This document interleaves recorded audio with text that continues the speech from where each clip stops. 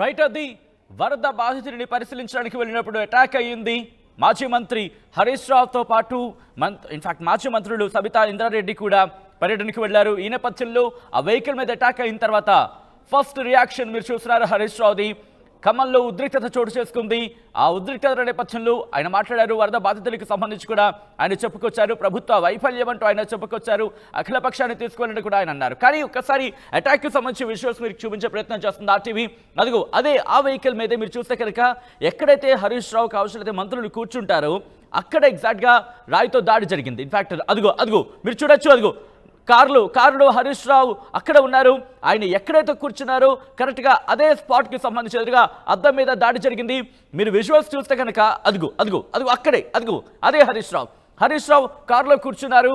ఆయన అద్దం దగ్గరకు వెళ్ళి ఇన్ఫాక్ట్ ఒక వ్యక్తిని మనం చూసాం కర్ర తీసుకు వెళ్తున్నాడు. అంటే అక్కడ ఎటువంటి ఉద్రిక్త వాతావరణం చోటు చేస్తుందో అర్థం చేసుకోవచ్చు. ఇదిగో ఈ విజువల్ మీరు చూడొచ్చు. ఒక వ్యక్తి అటు కర్ర తీసుకెళ్తున్న విజువల్స్ మీరు చూస్తున్నారు, మరో వ్యక్తి బెదిరిస్తున్న విజువల్స్ మీరు చూస్తున్నారు. ఇలా అక్కడ ఉద్రిక్త వాతావరణం చోటు చేసుకుంది.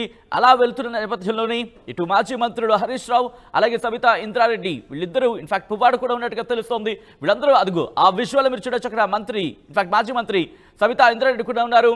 ఘటన జరిగిన తర్వాత అక్కడికి వెళ్లారు. బాధితుడిని పరామర్శించి వాళ్ళకి ఇన్ఫాక్ట్ సహాయ చర్యల నేపథ్యంలో సహాయక చర్యలు ఇన్ఫాక్ట్ సహాయాన్ని అందిస్తున్న విజువల్స్ మీరు చూస్తున్నారు. ఈ నేపథ్యంలోనే అక్కడ ఉద్రిక్త వాతావరణం చోటు చేసుకుంది. ఇదే అంశానికి సంబంధించి అప్డేట్స్ అందించేందుకు ఉదయ్ లైవ్లో కంటిన్యూ అవుతున్నారు. ఉదయ్, ఈ ఎవరు దాడి చేయించాడు అంశానికి సంబంధించి ఏమైనా తెలుస్తోందా?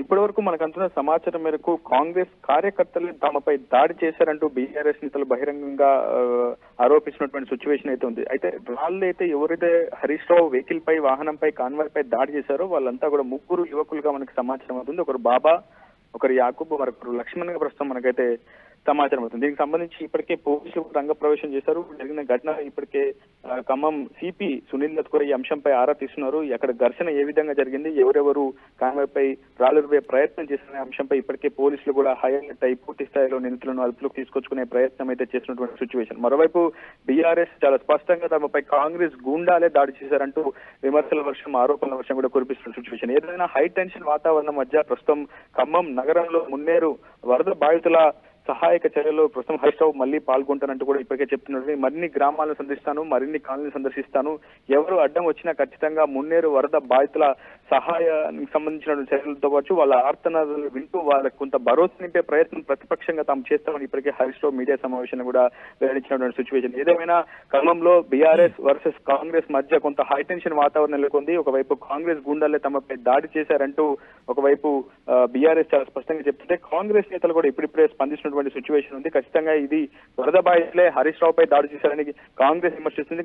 గడిచిన 10 ఏళ్లలో తమ బాగోగులు పట్టించుకున్నటువంటి బీఆర్ఎస్ నేతలు ఈ రోజు ఏ విధంగా తమ ప్రాంతాలకు వస్తున్నారంటూ కూడా ఘటన తర్వాత పోలీస్ స్టేషన్ కంప్లైంట్ ఇచ్చే ప్రయత్నం జరిగింది, లేకపోతే పోలీసులు అక్కడ పూర్తి స్థాయిలో రంగంలోకి దిగిన సిచ్యువేషన్ ఉందా? ఇప్పటికే సిపి సునీల్ దత్ ను ఫోన్ లో సంప్రదించినట్లు మనకు బీఆర్ఎస్ సంప్రదించిన సమాచారం అవుతుంది. ఖచ్చితంగా యాక్షన్ తీసుకుంటామని కూడా మాజీ మంత్రులు హరీష్ రావుకు సమాధానం చెప్పినట్టయితే మనకు సమాచారం అవుతుంది. ఇప్పుడు నిందితులను వెతికే ప్రయత్నం పోలీసులు చేస్తున్నారు. ఆ ముగ్గురు ఎవరు, కారుపై రాళ్లు రుమిన వ్యక్తులు ఎవరు, కర్రలతో దాడి చేయాలని యత్నించినటువంటి వ్యక్తులు ఎవరు, ప్రస్తుతం ఆ నిందితులను గుర్తించే పనిలో పోలీసులు నిమగ్నమైనట్టు మనకు పోలీసుల సమాచారం నుంచి కూడా సమాచారం అందుతుంది. ఏదేమైనా హై టెన్షన్ అదిగో విజువల్ మీరు చూస్తున్నారు. గ్రీన్ కలర్ సర్కిల్ లో చూస్తున్న ఈ వ్యక్తి దాడి చేసినట్టుగా భావించడం జరుగుతోంది. విజువల్స్ మీరు చూస్తున్నారు. ఈ వ్యక్తి కోపంతో రగిలిపోతూ అక్కడికి వెళ్ళి ఆ వాహనం మీద దాడి చేశాడు. విజువల్స్ మీరు చూస్తున్నారు. ప్రస్తుతం ఈ వ్యక్తి దాడి చేసినట్టుగా తెలుస్తోంది. మొత్తం ఒక్కసారి చూస్తే అక్కడ అందరూ గుమిగూడ నేపథ్యంలో ఒక్కసారిగా వచ్చి ఇటు మాజీ మంత్రి హరీష్ రావు వాహనం మీద దాడి చేసినట్టుగా తెలుస్తోంది. ఇన్ఫాక్ట్ ఈ దాడి చేసిన వెంటనే ఒక్కసారిగా అక్కడ షాక్ గురయ్యారు. ఎందుకంటే ఆ వాహనంలో మాజీ మంత్రి హరీష్ రావు ఉన్నారు. వెనకాల సీట్లో మాజీ మంత్రులు సబితా ఇంద్రారెడ్డి, పువ్వాడ వీళ్ళందరూ ఉన్న విజువల్. ఈ నేపథ్యంలో ఒక్కసారిగా దాడి జరగడంతో ఉద్రిక్త వాతావరణం చోటు చేసుకుంది. అసలు ఏం జరుగుతుందో అర్థం కాక కొద్దిసేపటి క్రితం అయితే మాత్రం వాళ్ళందరూ అక్కడ వాహనం నుంచి దిగిపోయి వేరే వాహనంకి వెళ్ళిపోయారు. ఆ వెంటనే, ఎందుకంటే పోలీసులు కూడా ఎక్కడ మనకి ఆ విజువల్లో చూస్తే ఒకరిద్దరు మాత్రమే కనిపిస్తున్నట్టు అర్థం చేసుకోవచ్చు. ప్రస్తుతం సాధారణంగా మామూలుగా వచ్చి ఉంటారు, కానీ ఇక్కడ కానీ విజువల్లో చూస్తే ఎక్కడెక్కడ పోలీసులకు సంబంధించి మనకి ఎక్కడ కనిపించట్లేదు. అయితే దాడి జరిగిన కొద్దిసేపటి తర్వాత పెద్ద సంఖ్యలో పోలీసులు అక్కడికి చేరుకున్నట్టుగా తెలుస్తోంది. అక్కడ పరిస్థితిని అదుపులోకి తీసుకొచ్చేందుకు ప్రయత్నం చేస్తున్నట్టుగా తెలుస్తోంది. ఆ వ్యక్తి ఎవరైతే మాజీ మంత్రి హరీష్ రావు మీద దాడి చేశారు, ఆ వ్యక్తి ఆ ఇన్ఫాక్ట్ గ్రీన్ సర్కిల్లో మీరు చూస్తున్నారు, ఏ వ్యక్తిగా భావించడం జరుగుతోంది. ఒకరే ఉన్నారా, ఇంకెవరైనా ఉన్నారా? ఈ అంశానికి సంబంధించి ఇన్వెస్టిగేషన్ జరగబోతోంది. అప్డేట్స్ అందించేందుకు ఉదయ్ లైవ్ లో కంటిన్యూ అవుతున్నారు. ఉదయ్, అంటే ఎవరు ఉన్నారు ఈ దాడి వెనకాల అనే అంశానికి సంబంధించి బీఆర్ఎస్ ఏమంటోంది? బీఆర్ఎస్ చాలా స్పష్టంగా చెప్తుంది సచిన్. ఖచ్చితంగా కాంగ్రెస్ గుండాలు తమపై దాడి చేశారు, కాంగ్రెస్ కార్యకర్తలు తమపై రాళ్ళు రువ్వాలు కర్రలతో దాడి చేసే ప్రయత్నం చేశారు, తమ కాన్వాయ్ని అడ్డుకునే ప్రయత్నం చేశారు, వరద బాధితులకు భరోసాగా నిలుస్తున్న తమను అడ్డుకునేందుకు ప్రయత్నం చేశారు. వారు సహాయం చేయకపోగా, ప్రభుత్వం నుంచి సరైన సమయం సహాయం అందకపోగా తమ లాంటి ప్రతిపక్ష పార్టీ చేసినటువంటి బాధ్యతను అడ్డుకునే ప్రయత్నం అధికార కాంగ్రెస్ చేస్తుందంటూ కూడా ఇప్పటికే బీఆర్ఎస్ నేతలు విమర్శిస్తున్నటువంటి సిచ్యువేషన్ అవుతుంది. నిత్యావసర సరుకులు పంపిణీ చేసేందుకు వచ్చిన తమను అడ్డుకుంటే వచ్చే లాభం ఏంటో కాంగ్రెస్ నేతలే నిర్ణయించుకోవాలంటూ కూడా ఇప్పటికే బీఆర్ఎస్ నేతలు చాలా స్పష్టంగా చేసినటువంటి పరిస్థితి. ఒకవైపు బొక్కలగడ్డ, వెంకటేష్ నగర్ లో కొంత ఉద్రిక్త పరిస్థితి, ఒకసారిగా హరీష్ రావు పర్యటనలో ఈ విధమైనటువంటి ఘర్షణ చోటు చేసుకోవడంతో పోలీసులు హై అలర్ట్ అయ్యారు. హరీష్ రావుకు కొంత సెక్యూరిటీని కల్పించే ప్రయత్నం కూడా చేస్తామని పోలీసులు చెప్పినట్టు మనకు సమాచారం ఉంటుంది. ఏదేమైనా ఖమ్మంలో కొంత హై టెన్షన్ వాతావరణం అయితే నెలకొంది. వరద రాజకీయం చేస్తున్నారంటూ ఇప్పటికే కాంగ్రెస్ నేతలు, అదేవిధంగా మంత్రుల బృందం కూడా ఇటు బీఆర్ఎస్ పై మాటలు దాడి చేసిన సిచ్యువేషన్ లో స్వయంగా హరీష్ రావు రంగంలోకి దిగడం, ఒకవైపు అటు ఎంపీ బద్దిరాజు రవిచంద్ర, మాజీ మంత్రులు సబితా ఇంద్రారెడ్డి, పువ్వాడ అజయ్ కుమార్ లాంటి బీఆర్ఎస్ పార్టీ చెందినటువంటి కీలక నేతలు, ఎమ్మెల్యేల బృందం అంతా కూడా ఒకసారిగా ఖమ్మం నగరంలోని మున్నేరు ముంపు బాధలను పరామర్శించడం పట్ల కాంగ్రెస్ పార్టీ తన ఆక్రోశాన్ని వెళ్ళగక్కుతుందని చెప్పి ఇప్పటికే బీఆర్ఎస్ గంటాపదంగా ఆరోపణలు చేసినటువంటి సిచ్యువేషన్. ఏదేమైనా హరీష్ రావు టూర్ లో నెలకొన్న ఘర్షణతో ఒకసారిగా ఖమ్మం నగరంలో హై టెన్షన్ వాతావరణం నెలకొంది. సచిన్, బీఆర్ఎస్ ఏం చేయబోతుంది? ఏమైనా నిరసన కార్యక్రమానికి సంబంధించిన ప్లాన్ చేస్తోందా, లేకపోతే వరద సహాయక చర్యలు ముగిసిన తర్వాత ఏమైనా ప్రణాళికతో ముందుకు వెళ్ళాలనుకుంటోందా ఈ ఘటన మీద?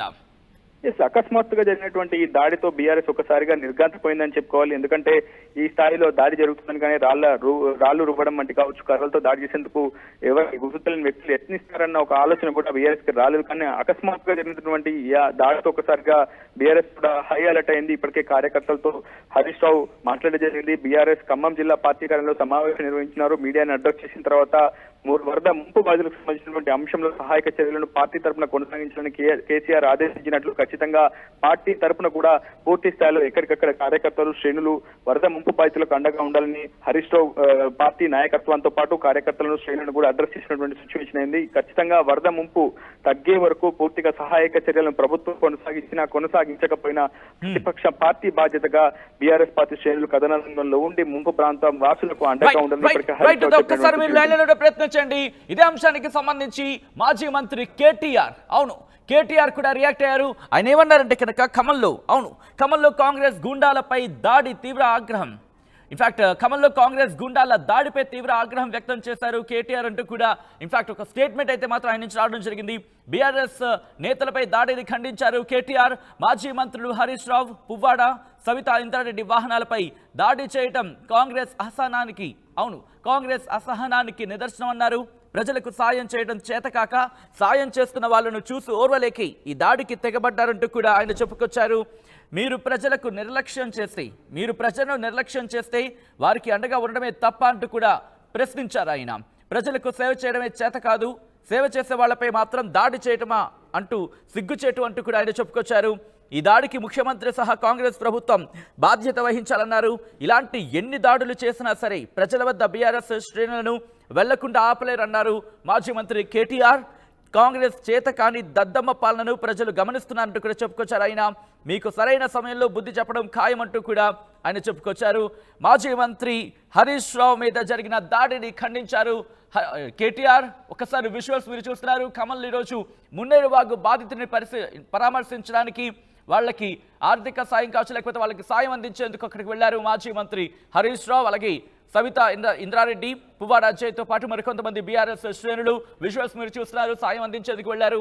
ఈ నేపథ్యంలోనే అక్కడ హరీష్ రావుతో పాటు హరీష్ రావు ప్రయాణిస్తున్న వాహనం మీద, ఇన్ఫాక్ట్ హరీష్ రావు ప్రయాణిస్తున్న ఆ వాహనం మీద దాడి జరిగింది. విజువల్స్ మీరు చూడొచ్చు.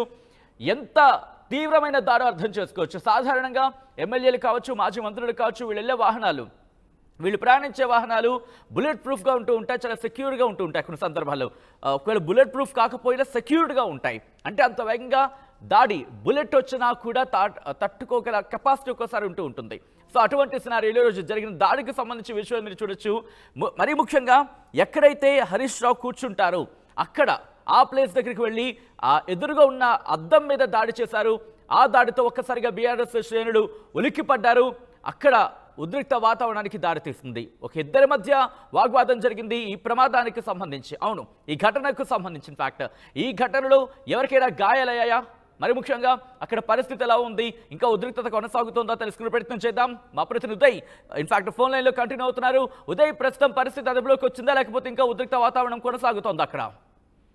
గత కొద్దిసేపటి క్రితం పరిస్థితిని అదుపులోకి తీసుకొచ్చేందుకు పూర్తి స్థాయిలో ఖమ్మం కమిషనర్ చెందినటువంటి ఏసీపీ రమణమూర్తి సహా పోలీసుల బృందం అంతా కూడా రంగంలోకి దిగి వాళ్ళని అదుపులోకి తీసుకొచ్చే ప్రయత్నం చేసింది. ఇప్పటికే నిందితులను గుర్తించే పనిలో నిమగ్నమయ్యారు ఖమ్మం జిల్లా పోలీసులు.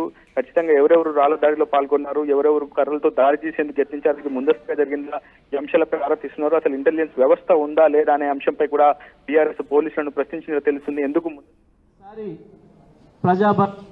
చూపించడం మొదలైతే తెలంగాణ మీరు అడ్రస్ కూడా ఉండరు. చిల్లర వేషాలు మానుకో రేవంత్. ఇప్పటికైనా ప్రతి సందర్భంలో ప్రజలందరూ కూడా విజ్ఞప్తి చేస్తా, మీడియా మిత్రులు కూడా విజ్ఞప్తి చేస్తున్నా, ఏదైనా ఒక సమస్య రాగానే దాన్ని పక్కదారి పట్టించడం కొరకు హింస వైపు తీసుకుపోయే ప్రయత్నం చేస్తున్నాడు. మొదటి రోజు సిద్దిపేటలో ఒక పథకం ప్రకారం పోలీసులు వెంట ఉండిపోయి 2-3 కాంగ్రెస్ రౌడీలను తీసుకుపోయి హరీష్ రావు గారి క్యాంపస్ మీద దాడి. తెల్లవారి మళ్ళీ రుణమాఫీ విషయంలో ఫెయిల్ అవుతున్న విషయం బయటకు వస్తుందని చెప్పి కొండారెడ్డిపల్లికి వెళ్ళిన విలేకరుల పైన దాడి చేయించింది. ఇవాళ స్వయంగా ఖమ్మం వస్తే ప్రజల్ని కలిసి వాళ్ళ బాధలు విని వాళ్ళకు ధైర్యం చెప్తుంటే స్వయంగా హరీష్ రావు గారు మేము 4 మాజీ మంత్రులం, శాసనసభ్యులం, ఎంపీలం, ఎమ్మెల్యేలం ఉన్న బృందం పైనే దాడి చేసే స్థితికి, హీనమైన స్థితికి దిగజారినమంటే అది నీ పిరికితనాన్ని తెలియజేస్తుంది తప్ప నువ్వేదో గొప్పోడి మునగాడు అనుకోకు. తుమ్మల నాగేశ్వరరావు గారు చాలా నీతులు చెప్తావు, స్పందించు. ఇవాళ జరిగిన రౌడీజం మీద నీ శిష్యుడేవాడు, రౌడీజం చేసినవాడు. ఈ రౌడీజంతో భయపెట్టిస్తావా ఖమ్మం ప్రజల్ని? దేనికి వచ్చింది మీకు ఏడుపు? మొన్న రాత్రి నుంచి ప్రజలు ఇక్కడున్న స్థానిక శాసనసభ్యుడిని అజయ్ కుమార్ని గుర్తు చేసుకుంటున్నారు, మాజీ శాసనసభ్యుడు మాజీ మంత్రిని కేసీఆర్ని గుర్తు చేసుకుంటున్నారు. ఇట్లాంటి వరదలు వచ్చిన సందర్భంలో గతంలో మాకు అన్ని విధాలు ఆదుకున్నారు, మా వెంట నిలబడరు అని చెప్పి ప్రజలు స్వయంగా చెప్పారు. మీ ప్రభుత్వం మొద్దు నిద్రలో ఉండగానే ఆ ప్రజలు చెప్పారు కాబట్టి, ఆ ప్రజల ఆక్రందనలు విన్నారు కాబట్టి మీ పిఏలో మీ ఇంకో ఎవరో లేపితే లేచి వచ్చాం. అప్పటిదాకా ఈ రాష్ట్ర ప్రభుత్వం మొద్దు నిద్రలో ఉంది. మంత్రి, ముఖ్యమంత్రి, ఉప ముఖ్యమంత్రి, మంత్రులందరూ కూడా నిద్రలోనే ఉన్నారు. ప్రజల దాడి, ప్రజల మాటలు విన్న తర్వాతనే లేచి వచ్చిండ్రు. ఇవాళ ప్రజల్లో వ్యతిరేకత వస్తుందని, దాన్ని రౌడీజంతో అణిచివేస్తామని, ఖమ్మంలో కూడా రౌడీజంతో అణిచివేస్తామనుకుంటున్నారా మీరు? ఖమ్మం ప్రజల చైతన్యం ఏందో తెలుసు, మీరు చాలా సందర్భాల్లో చూసారు. బంద్ చేయండి, ఇటువంటి చిల్లర వేషాలు బంద్ చేయండి. నేను ఈ జిల్లాలో ఉన్న 3 మంత్రులు డిమాండ్ చేస్తున్నా, మీకు ఏమాత్రం చిత్తశుద్ధి ఉన్నా ఆ దాడి వెనకాల మీరు లేకుంటే వెంటనే ఆ దుర్మార్గుల్ని వెంటనే అరెస్ట్ చేయాలి, ఆ గుండాలను వెంటనే అరెస్ట్ చేయాలి. పైగా కాన్వాయ్ ముందు నడుస్తున్న మా కార్యకర్తను కారు కిందకి నెట్టి ఆయన చంపే ప్రయత్నం చేశారు. ఆ గందరగోళంలోనే హరీష్ రావు గారి మీద దాడి చేసే ప్రయత్నం చేశారు. పోలీసుల సాక్షిగా ఇటువంటి దాడులతోని మమ్మల్ని నేను భయపెట్టిస్తామనుకుంటే, మేమేదో వెనుకపోతామనుకుంటే మీ భ్రమ అవుతుంది. తప్పకుండా మీ వెంట పడుతూనే ఉంటాం, మీ వైఫల్యాన్ని ఎండగడుతూనే ఉంటాం, తెలంగాణ ప్రజల్ని జాగృతం చేస్తూనే ఉంటాం. ఏ పరిస్థితులు కూడా మిమ్మల్ని వదిలిపెట్టాం. గుర్తుపెట్టుకోండి, ఈ చిల్లర పనులు మానుకోండి. ప్రతి సందర్భంలో వైఫల్యం చెందినరు, అన్ని విషయాలలో ప్రతి విషయంలో మోసమే చేస్తున్నారు ప్రజల్ని. రమ్మని మాట్లాడింది నువ్వే. కేసీఆర్ వస్తలేడు, మేమొస్తేనే భయపడి లాగులు తడుస్తున్నాయి, మీకు ఇంకా కేసీఆర్ కావాలన్నా? మీకు కేసీఆర్ వస్తే ఎట్లా ఉంటుంది వాళ్ళ ఖమ్మం ప్రజలు? నువ్వే కదా అడిగినావు నిన్న సూర్యాపేటలో. నువ్వేదో ముఖ్యమంత్రి అనుకొని ప్రజలు సాయం చేస్తామని ఎదురు చూసిండ్రు. ఏం చెప్పినావు నిన్న ఖమ్మంలో సూర్యాపేటలో? కేసీఆర్ రాట్లే, కేటీఆర్ రాట్లే, బీఆర్ఎస్ ఎమ్మెల్యేలు రాట్లే, ఎందుకు వణుకుతున్నావు ఇవాళ రాగానే? వచ్చింది నలుగురమే కదా, ఎందుకు వణుకుతున్నాం అప్పుడే? ఏ రకంగా చేస్తావు దాడి? ఏం సంబంధం? ఇక్కడెక్కడో ఉన్న కౌన్సిలరు వీడియోస్ కాలనీ ఏరియాలో ఉన్న కౌన్సిలర్కి అక్కడ ఏం సంబంధం వచ్చి దాడి చేస్తాడు?